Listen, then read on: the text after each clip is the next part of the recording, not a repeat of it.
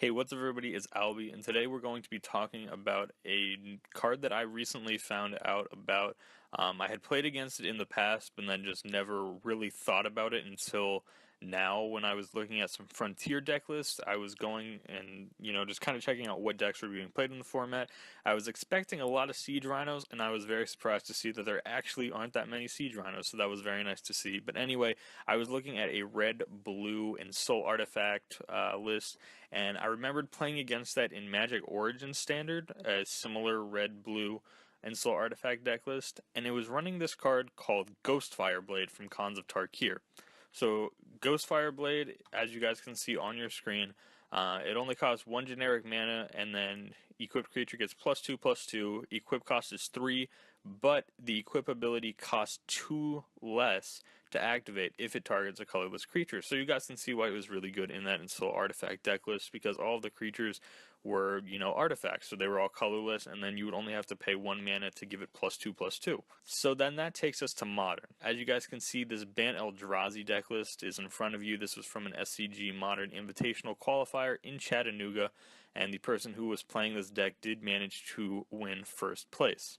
So what I'm thinking is Ghostfire Blade good enough for the modern Bant Eldrazi list? I'm still kind of unsure about it. I think that there's definitely, some merit, I guess would be the word, some reasons why it would definitely be good enough, and then I can also see why some people would think that it's not good enough. And that's why I really want your guys' opinion down low in the comments section for us to have, a nice little discussion about this.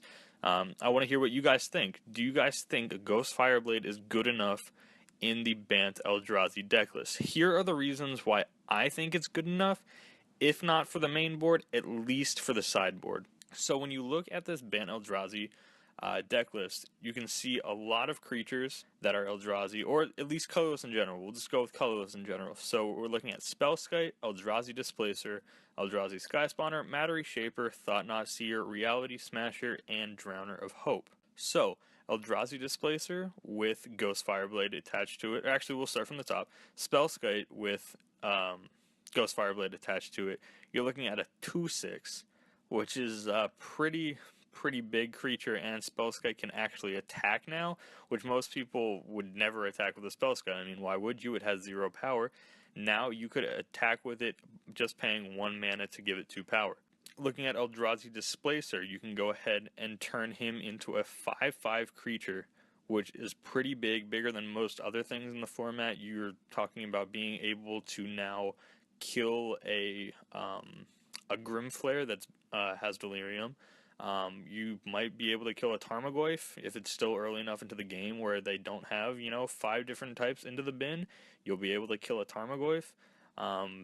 Just all sorts of big things in Modern you'll be able to just kill by moving up that body from a 3/3 into a 5/5. You also get Eldrazi Displacer out of Lightning Bolt range, which can also be really good.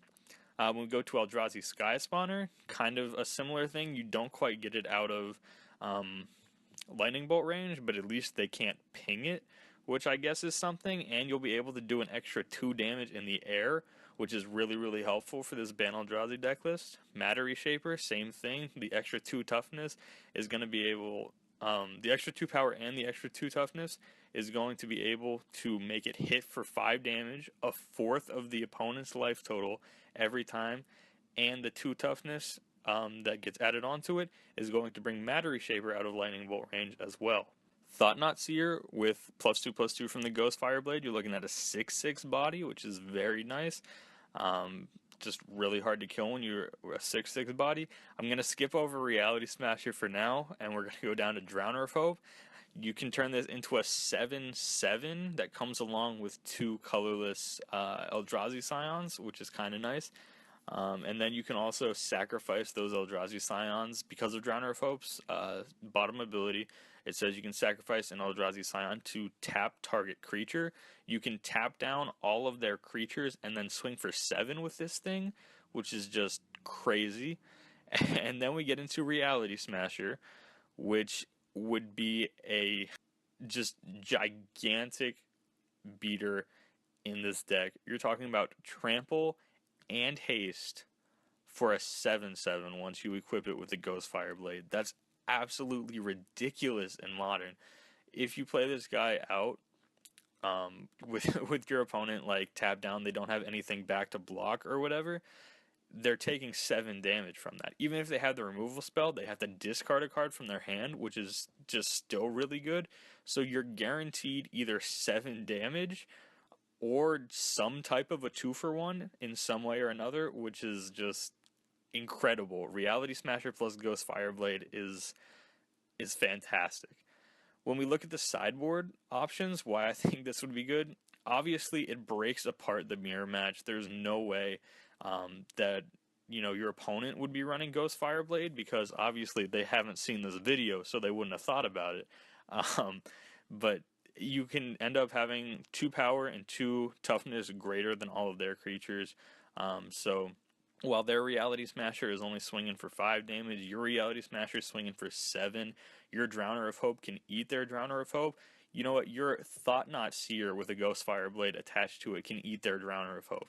It just breaks apart the mirror match.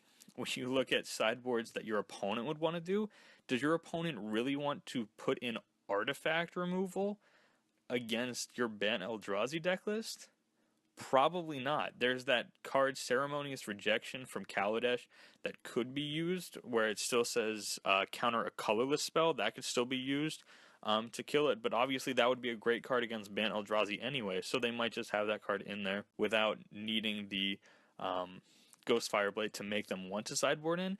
But if you can use that Ghost Fireblade in game 1, show them how strong it is, and then they have to put in artifact removal from the sideboard against your list, with there being the chance that you might not even draw the card, and they'll just be sitting on these 3 dead cards in hand, this artifact removal that they're not going to get a chance to use. And even if they do get a chance to use it, you still feel fine about it, because they had to use a sideboard slot and some amount of mana.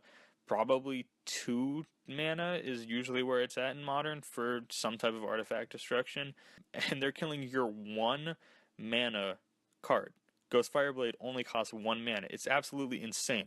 So thank you guys so much for watching the video. Again, let me know down low in the comments, what's your opinion? Do you guys think Ghost Fireblade could help out this Bant Eldrazi list, or do you think Bant Eldrazi is perfectly fine where it is now? I'm interested to hear you guys' opinions. If you guys want more videos like this, go ahead and subscribe, hit the like button, comment down below, and I'll see you guys next time. Peace.